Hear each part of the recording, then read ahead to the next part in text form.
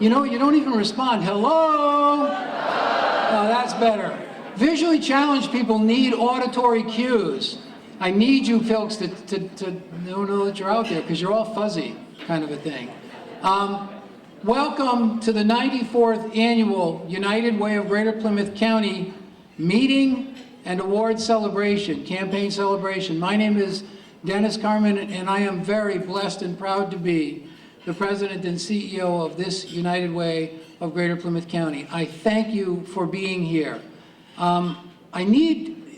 Life's events crowd in on us, and as much as we think everything that we're doing is the most important thing in the world, we're often shaken out of our complacency by finding out that we're not the most important thing in the whole world. And as I was thinking about this year's meeting and our special keynote speakers and the message that I'm really anxious to hear from the Richards today, I was already thinking about how we need to reach out in our world and work better together and to reach the peace, the lasting peace, not only in our world but in our hearts, that are going to lead us to do better things. I was already thinking, oh, thank you, that's very nice. I was already thinking about that and playing around with some music, and then I have to tell you that Orlando happened.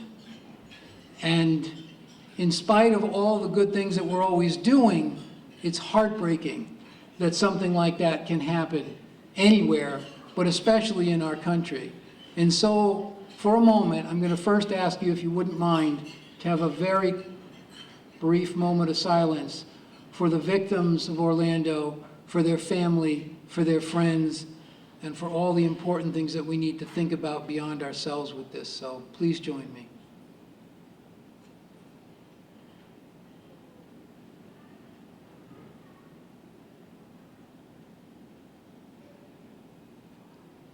Thank you for that. Now that I've had this very important moment, I'm going to assault you.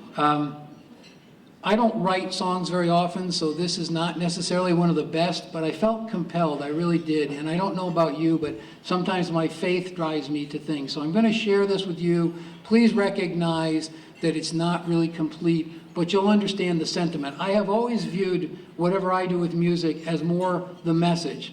I have a musical partner who's also here as my pastor to do the invocation shortly and join us, help us do the national anthem.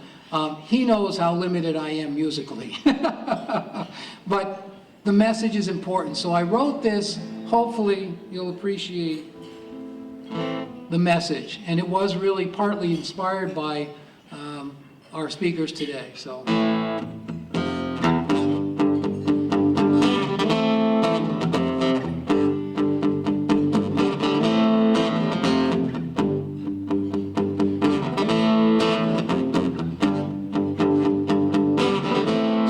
Cities are still raging, angry voices, thundering guns.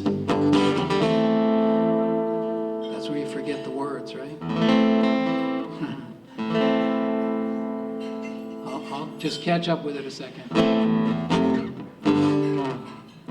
Sandy Hook, San Bernardino, and Orlando.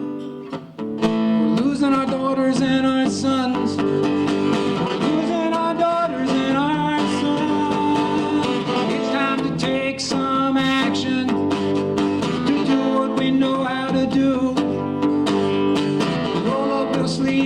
Some traction, 'cause there are good people counting on you.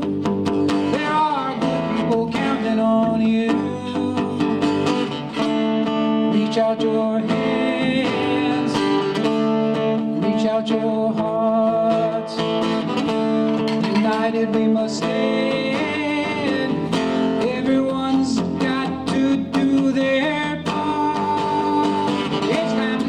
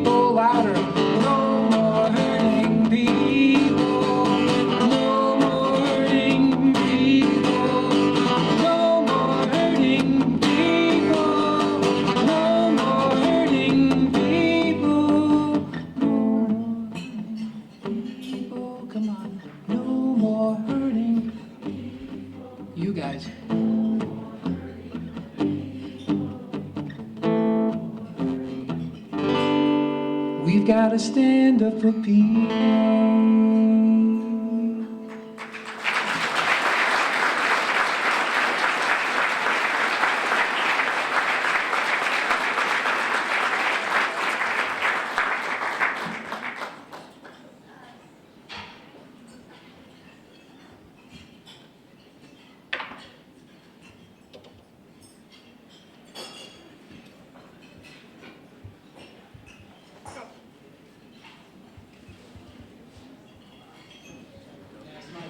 Friend and Pastor Alan Palmer come up and lead you all, and this is important. You understand when we talk about peace, that so many people think it's a passive thing. It's not. Peace is an active thing we got to work on, and we got to work on together. And so something as simple as the national anthem, please stand and join with us as we sing the national anthem together.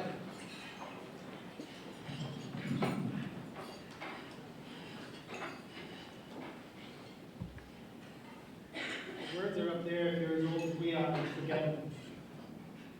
Oh, say, can you see by the dawn's early light what so proudly we hailed at the twilight's last gleaming, whose brush stripes and bright stars through the perilous fight o'er the ramparts we watched were so gallantly streaming, and the rocket's red glare, the bombs bursting in air, gave through the night that our flag was still there. Oh, say does that star-spangled banner yet wave o'er the land of the free and the home of the brave?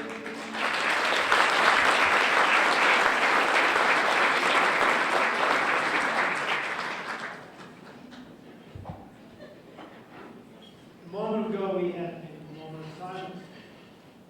As a pastor, you know that I believe greatly in the power of prayer. The power of prayer to change human hearts, and very specifically, to change our hearts. That very correctly, prayer does nothing if it doesn't result in some kind of action on our part. That means our hearts have to change, and we have to do what we can do. Sometimes that means getting in an argument on Facebook, which I know none of you have ever done. But sometimes that's what it means, standing up for what you know is right and against what you know is wrong. So I would encourage you, I'm going to start up in another moment of silence, that I want you to address to whatever God you believe in. And if you don't, then address yourself. Talk to yourself if you don't believe in God or you don't believe in any kind of God. That you would know what you need to do. Because clearly we need to do something. Whether it's change attitudes, whether it's change laws, we haven't come to an agreement on that, but we need to work together on this. Because in the bottom line, we're all Americans. And those are Americans who died down there in Florida. I don't care what sex they, what people they sleep with. That does not matter to me. What matters is they're Americans. And we need to stand together. If they were attacked by a foreign body, we would absolutely stand together, wouldn't we? Well, it's time. It's time for us to put differences aside and do something about the violence within our own borders. Let's take a moment.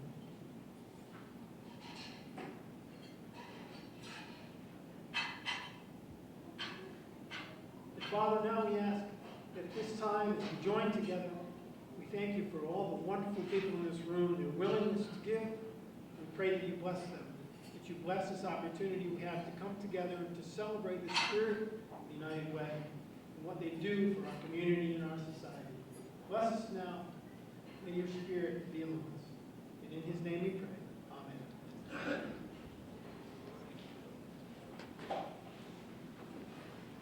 And please sit.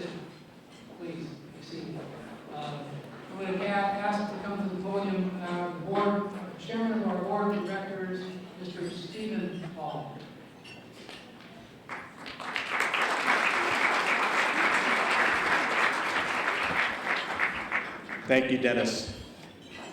You know, I've known Dennis a long time, and I don't know that I know a more passionate and compassionate man. And it takes courage to get up here in front of you and write a song and then sing it. And I just give him a ton of credit for doing that. Thank you, Dennis.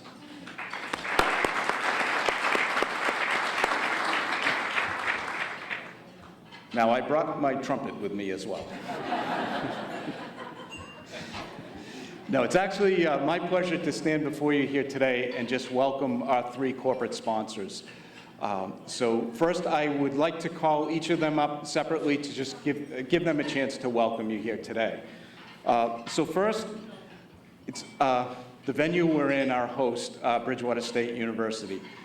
They are so kind and so willing to help with the United Way in every effort, and I give them so much credit. I'd like to call up, please, Dr. Barbara Feldman, who's the Provost and Vice President of Academic Affairs at Bridgewater State University. Barbara. Thank you. We're very proud to host the United Way of Greater Plymouth on our campus. On behalf of the entire campus, I welcome all of you today. It's a beautiful day as well. I want to acknowledge our good friend Dennis Carmen. We recently honored Dennis with a Distinguished Service Award at our graduate commencement this year, in May. And there are very few people who have done as much as Dennis to improve the quality of life for so many people in southeastern Massachusetts. Today, the United Way is recognizing Bill and Denise Richard, who are near and dear to our hearts at Bridgewater State University. We marvel at how Bill and Denise have turned such personal loss and tragedy into good for so many people. They have honored their son's memory by sowing peace where hatred lives and justice where inequity resides. Thank you, Bill and Denise. Your recognition today is much deserved. At BSU, we appreciate the opportunity to host this event because the missions of Bridgewater State University and the United Way are so closely aligned: service to our neighbors, promoting social justice, and expanding opportunity. The United Way lives the Bridgewater State motto, not to be ministered unto, but to minister. Welcome, everyone.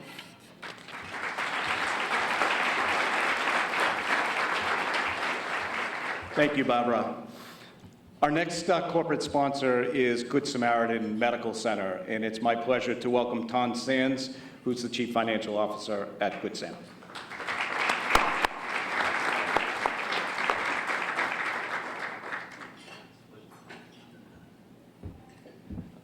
Good afternoon, everyone. I'm Tom Sands, the Chief Operating Officer for Good Sam. Our Chief Financial Officer, Vicki Loban, is much better at counting dollars than I am. I would like to say thank you on behalf of Good Samaritan family, led by our board chair, Arthur Wyman, our president, John Jersick, and the over 1,800 employees who try to make a difference in our community every day. It's just a natural fit between Good Samaritan Medical Center and United Way. We're all about serving people. The vision is to make a difference in the community.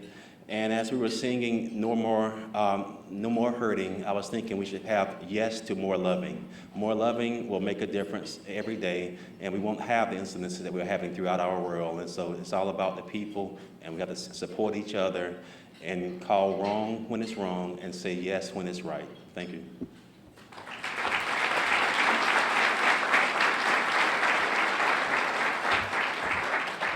Thank you, Tom. And then finally, our third corporate sponsor is Bridgewater Savings Bank. And I'm happy to invite up Peter Della Russo, who is the President and Chief Operating Officer at Bridgewater Savings.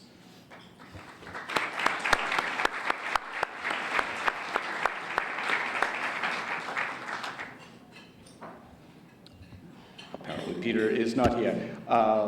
So I will pass on just good words and welcome from Bridgewater Savings Bank. I know Peter was planning to be here, but we'll just move on. So thank you very much to all 3 of our corporate sponsors.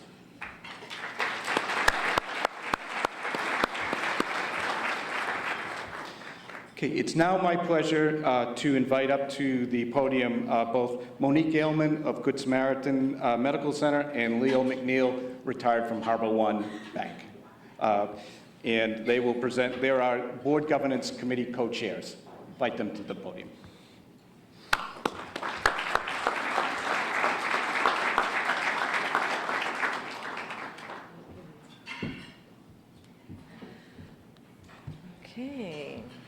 Good afternoon, everybody.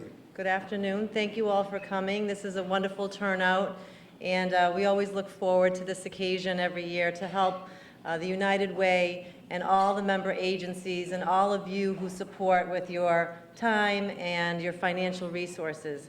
So our role right now is to invite our current board members to please take a moment and stand, be recognized for your support. So all of our board members, please.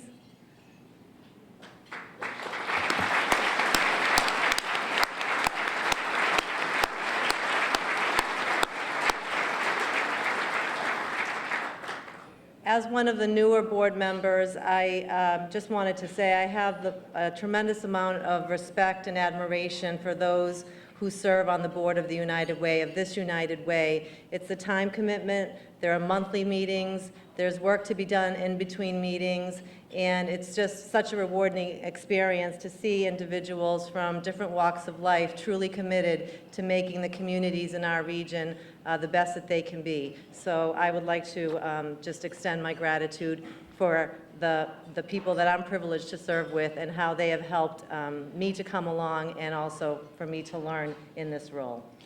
Yes, thank you.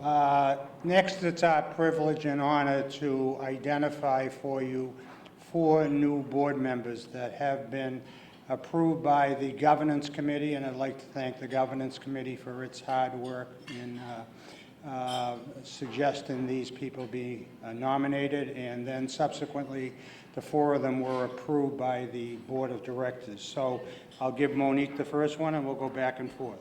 Sure. So our first new board member is Peter Della Russo, President and CEO of Bridgewater Savings Bank.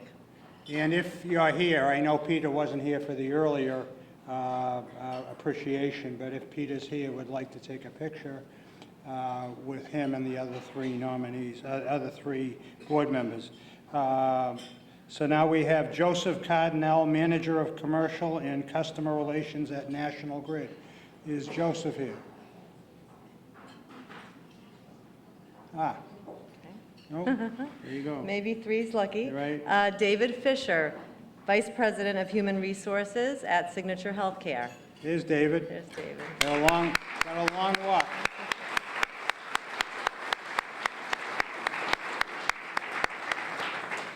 And then last, but certainly not least, a close friend and someone I've worked with for a number of years and hold in the highest esteem, Margaret Peggy Page, community volunteer in Plymouth and Plymouth resident. Peggy, are you here? There you go.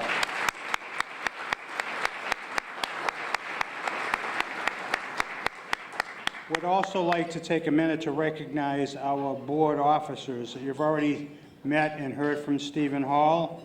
Dana Molifaria is the board vice chair.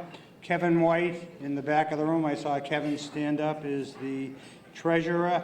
Heather Origi is secretary, and I myself am former past chair. I guess that's redundant. I'm past chair. So where are the 2 board? Okay, Peggy's going to take a picture. And Peg, can you hang around because we want to take another picture? I'm going to call up Carol Martin. Thank you, Monique. Thank you. Congratulations.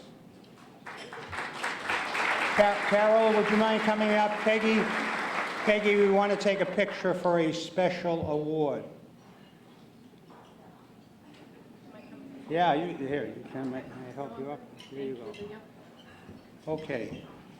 This is a surprise award because the person who's about to be recognized doesn't have a clue. As a matter of fact, she's taking pictures right now.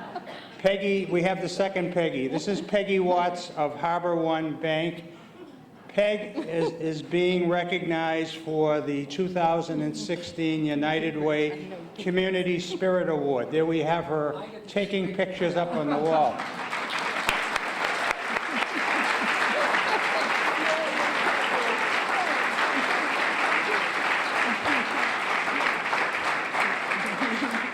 She's embarrassed, and I don't want her to be embarrassed, but I'm relishing this because Peg worked with me for close to 10 years.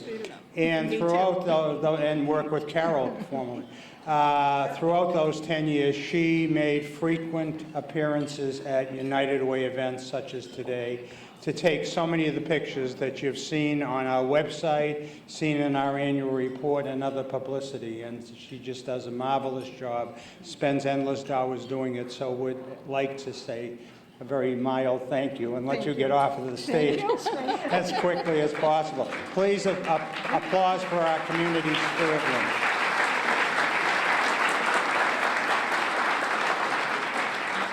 And as my last act, it's a privilege to bring up Dennis Carmen again to announce the Common Good Awards for 2016.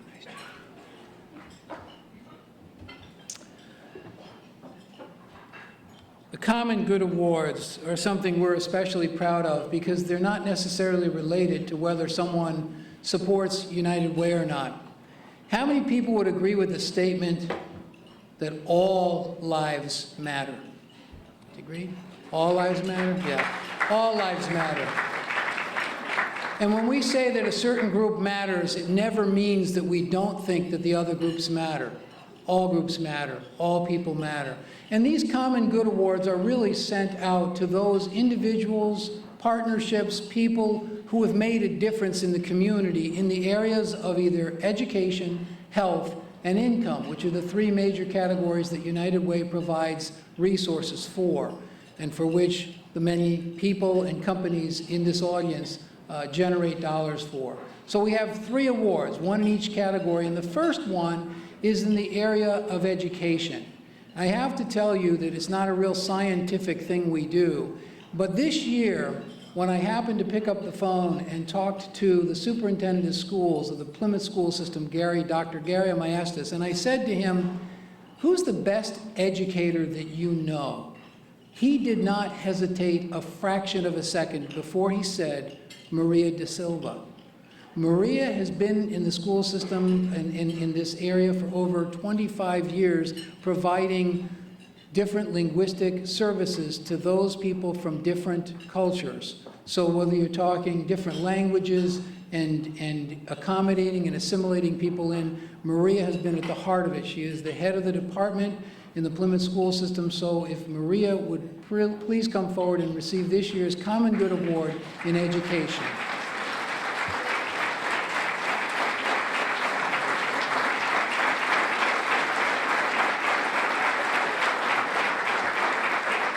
You come on this way.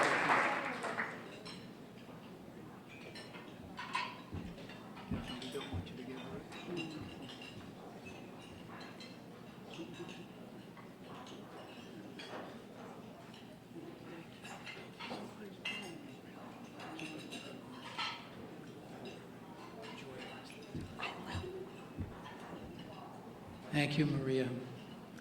The second Common Good Award is in the area of health. And as you may imagine, health is defined very broadly, not just physical health, but behavioral health. So we consider things like substance abuse and mental health. This year's awardee is a person who years ago, through her own personal tragedy, found that she was struggling with a child who had an addiction to heroin. And as you know, in recent years, we have an epidemic we refer to as the opioid addiction. But the reality is we've had addictions with us for a lot of years. And in truth, if we're being honest with ourselves, we have not supplied sufficient dollars toward the treatment of addictions, whether it be from the state government, the federal government, our insurance companies, or even privately, because there's a stigma attached to addictions. And if you've been touched by someone's addiction, and I would be shocked if there were anybody in here who was not either directly affected or who had a family or a friend who was affected, then I would be shocked. Joanne Peterson started something called Learn to Cope in order to provide support for families who had children who had addictions, and then broadened that to general support. Learn to Cope has been an organization that has grown to over 7,000 members. It is now in multiple states and is nationally recognized. Joanne is actually coming back from Washington, D.C. and traveling today. So today we have the regional director of the Brockton area, Mariel Paul, to accept the Common Good Award, United Way for Health this year.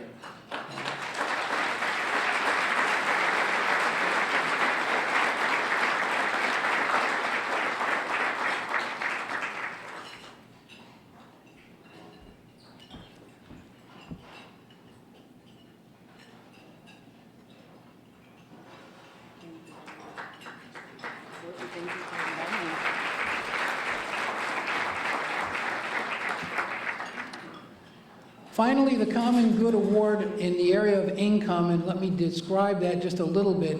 Income refers to financial stability, anything from basic needs like food, shelter, clothing. We have been fortunate for the last several years to be involved in the Grateful Giving Keep Our Kids Warm coat drive. And we have a number of people in this audience and organizations that have been supportive. We have the Good Samaritan Medical Center. We have had Bloom Shapiro, who's been supportive. We have had Beth Israel Deaconess of Plymouth, who has supported our coat drive, and we've been able to distribute over 150 coats to kids in the greater Brockton and the greater Plymouth areas. One of the groups that has been instrumental in that coat drive has been Macy's. And I have to say, beyond the fact that they gave us gift cards totaling over $1,000, they additionally gave us incredibly deep discounts in the winter coats for kids. And on top of that, they worked tirelessly to make sure that we matched sizes with the right kids and the right kind of coats. So we are very proud this year to bestow this year's Common Good Award for income to our friends at Macy's, in the Kingston Collective, and what used to be the Independence Mall. So please, Craig and company, come forward.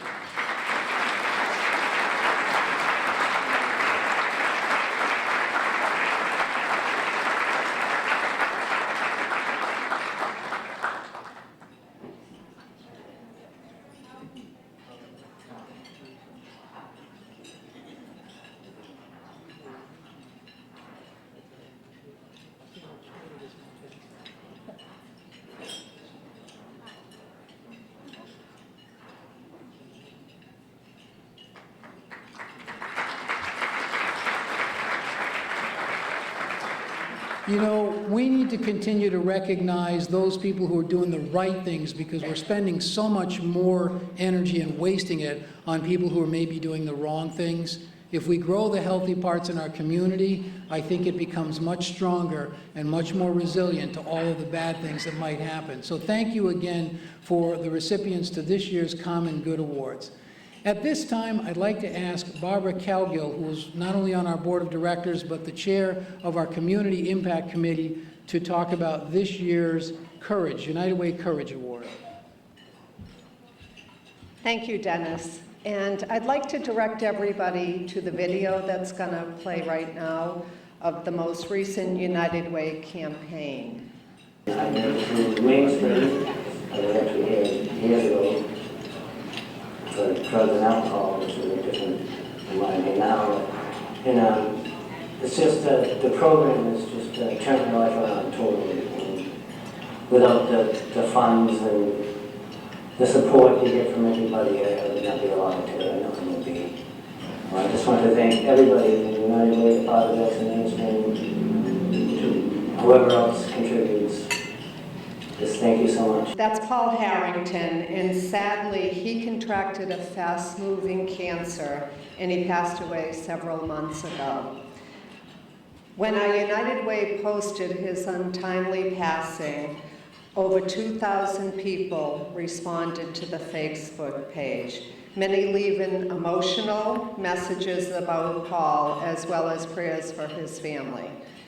Because of Paul's courage in stepping forward and taking advantage of a program, in this case, Father Bill's and Main Springs Work Express, which was funded by the United Way, he turned his life around. And because of his courage that he displayed facing cancer, our United Way would like to present this award posthumously to Paul's family. We have two of Paul's sisters and his niece with us today. I'd ask that Allison Ruggiero, Patricia Richard, and Lindsay Richard come forward to accept this award.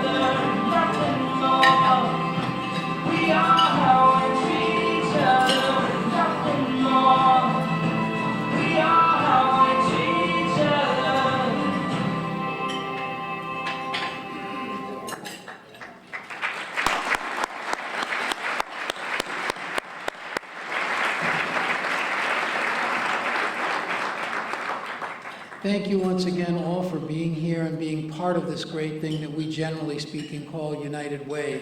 It covers so many different aspects, and it would not work without an incredible core of volunteers and supporters. And we rely on not only your financial contributions, but certainly the gift of your talents. It gives me great pleasure to introduce the Vice Chair of our board and the President Emeritus of Bridgewater State University, Dr. Dana Molifaria, to introduce our keynote speakers, Bill and Denise Richard. Dana.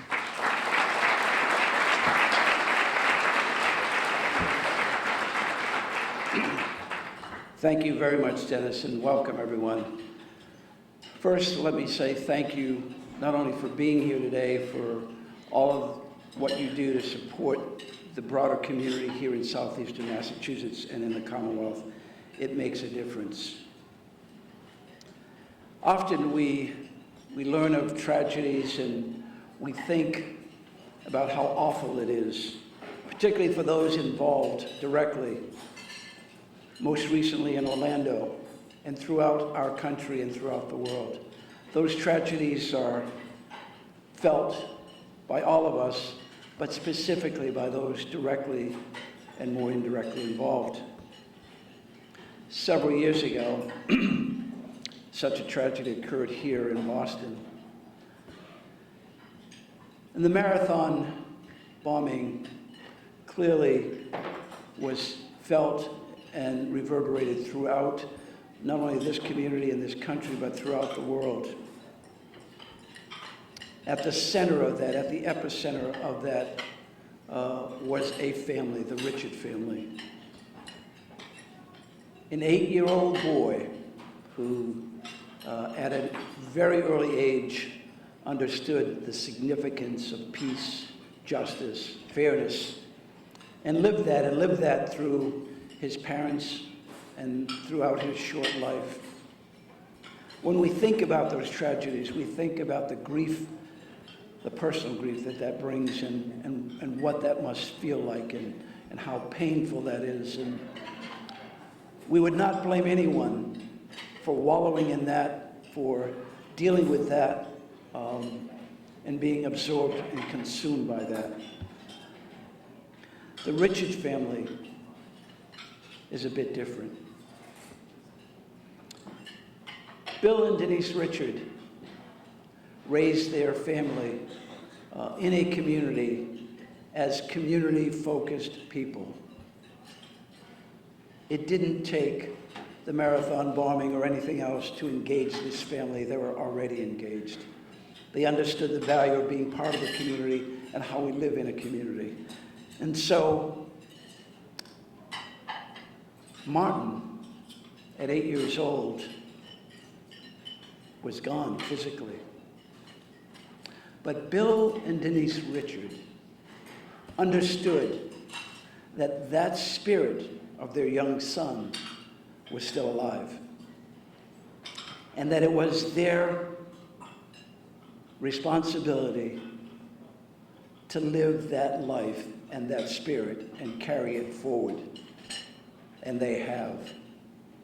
They have made such an amazing difference in our communities already. They honor and love their son and they miss him. But they also know that within them is the opportunity to bring him alive, to make his life something that made a tremendous difference. And they're on that path to making that difference for so many. I will tell you, like many of you, I have met and known people throughout the world, and thousands, hundreds of thousands of people that you meet and you begin to know. These are two exceptional people who are my heroes. They really are. They exemplify what we should all be and what we should all live for. And it shouldn't take a tragedy for us to realize that. It is my deep honor and pleasure to introduce to you Bill and Denise Richard.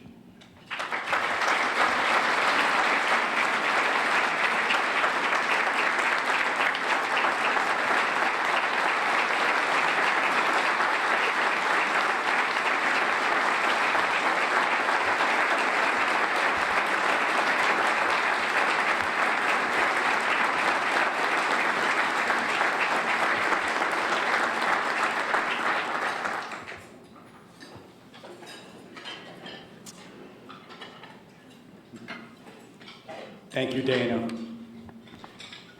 Thank you for your kindness and outreach to our family. You were the catalyst for bringing our son Martin to Bridgewater State University as a symbol of peace, kindness, and social justice. We are forever grateful. Thank you. Thank you to our friend and fellow alum, President Fred Clark. I know he's not here today, but President Clark is resolved that social justice be a part of the DNA of each and every student at Bridgewater State University. My wife Denise and I have a deal. I do the public speaking and she does most of the work for the foundation. She's a strong woman and she's seated next to Dana. Thank you, Dennis. Thank you to the United Way for allowing me to speak, and welcome to all distinguished guests. A few words about the tragic events in Orlando. When the inexplicable happened in Boston, and the questions of how or why God continues to allow such tragic events to take place, I would offer that God doesn't have a checklist. It wasn't Martin's time. Nor was it time for any of the victims in Paris or Newtown, Aurora, San Bernardino, Virginia Tech, and Orlando. God doesn't pick who to take and when. He gives us each other. He gives us free will, the strength to come together when bad things happen. World hunger, access to clean water, equal access to education, common sense gun legislation.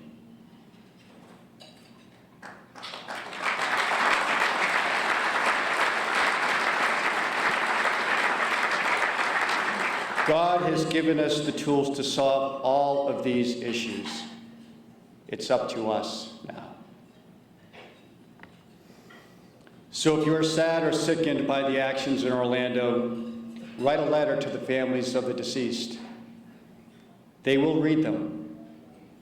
Send a donation to oneorlando.org and help support the families impacted. It makes a difference. Write a letter to your senator or congressman. Take a stand. And yes, say a prayer. I believe in prayer as a very personal and powerful form of healing. But after you pray, take action. Be part of the solution. Live united and be the change.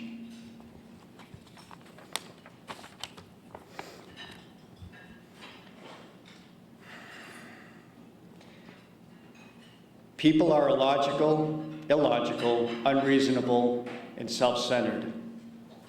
Love them anyway. If you do good, people will accuse you of selfish, ulterior motives. Do good anyway. If you are successful, you win false friends and true enemies. Succeed anyway. The good you do today will be forgotten tomorrow. Do good anyway. Honesty and frankness make you vulnerable. Be honest and frank anyway. The biggest men and the biggest ideas can be shot down by the smallest men with the smallest minds. Think big anyway.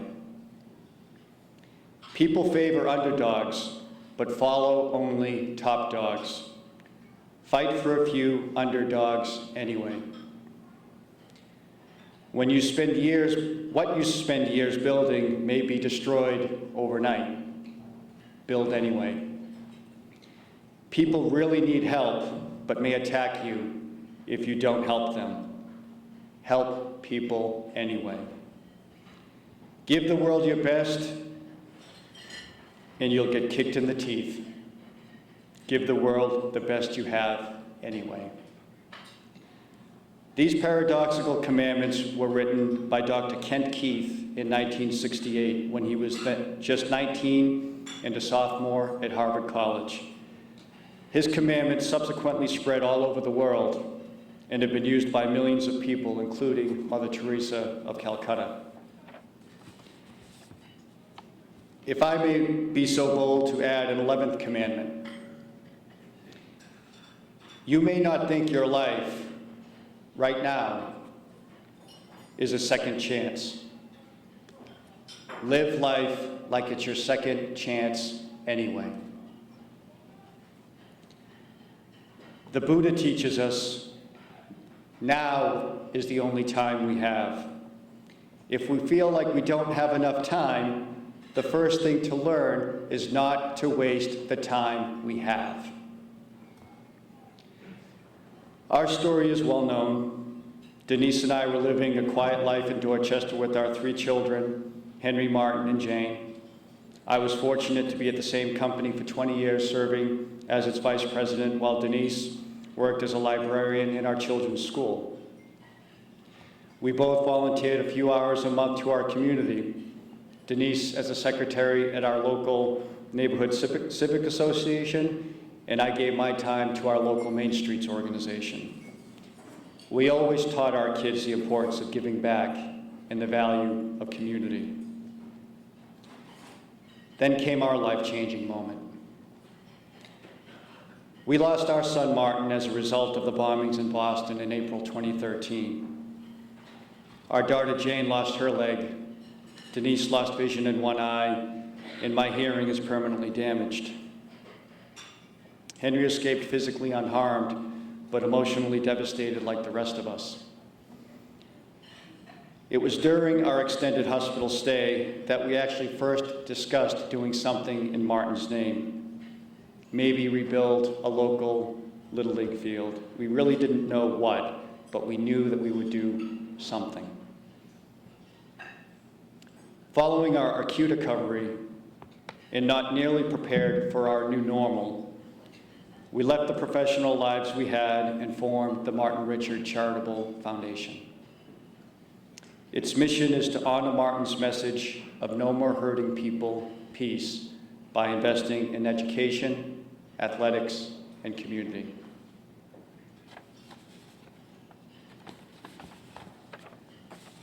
By January of the following year, we had our 501c3 status from the IRS.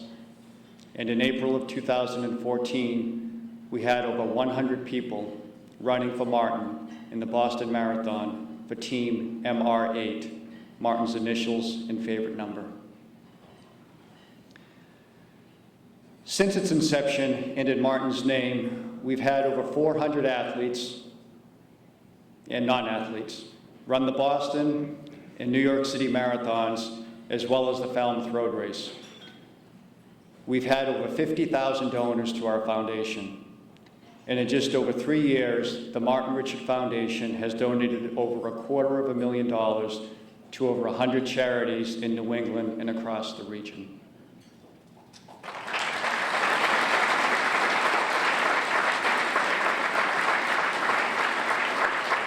We support programming at Zoo New England, educational opportunities at a nonprofit named College Bound, access to sports for inner city youth through our partners at Youth Enrichment Services, or YES.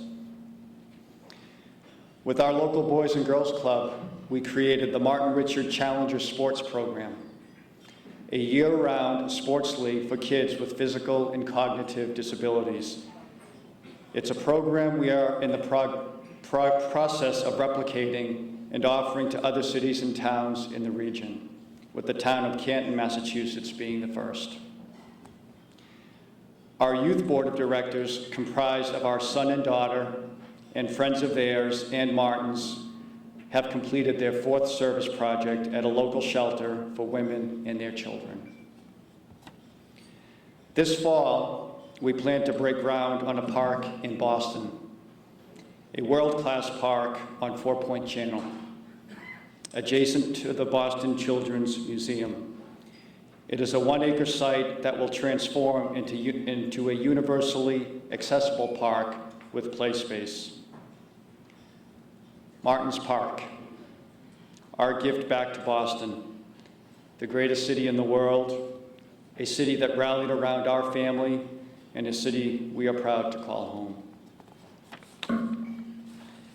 Recently, we partnered with our alma mater, Bridgewater State University, to rededicate its Institute for Social Justice to the Martin Richard Institute for Social Justice, with programs focused on educational equality, research engagement with regional, national, and global initiatives.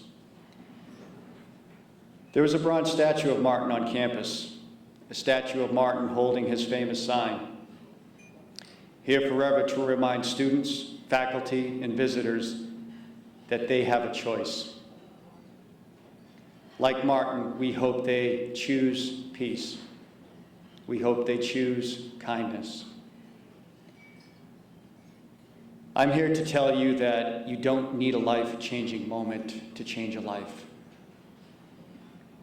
What happened to us was so random. Martin didn't get his second chance. It's our duty to honor him and give his life meaning. Think of those times when you had your close call, perhaps driving, skiing way too fast, doing something stupid in high school or college, being almost in the wrong place at the wrong time, knowing that in the back of your mind that you just experienced that close call. All of us don't realize we are living our second chance right now. Live life like it's your second chance anyway. You don't need to go home and quit your job and join the Peace Corps. You don't need to start a charitable foundation. Being here as a guest of the United Way, I suspect we are in many ways like-minded people, committed to service and helping others. But it's our duty to evangelize, to teach our children, to meet our neighbors, to talk with our friends and family about the power of engagement.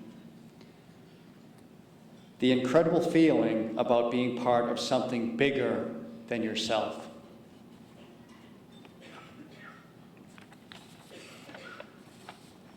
I have the privilege of speaking to a group of 351 eighth graders each year, representing all 351 cities and towns in Massachusetts. They are part of an incredible leadership and service program called Project 351. It is another program that our foundation is honored to partner with and support. Look them up. They're an incredible group with inspiring young people dedicated to community and service.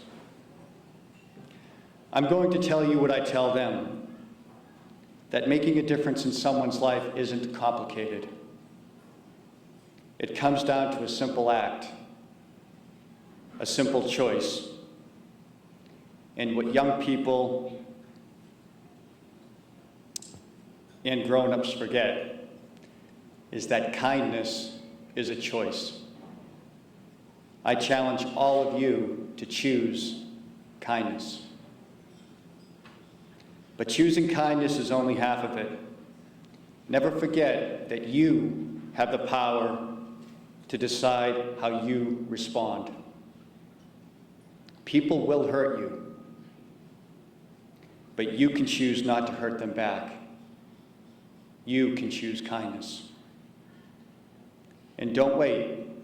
Don't waste another day. Change your life today and live life like it's your second chance anyway. Thank you.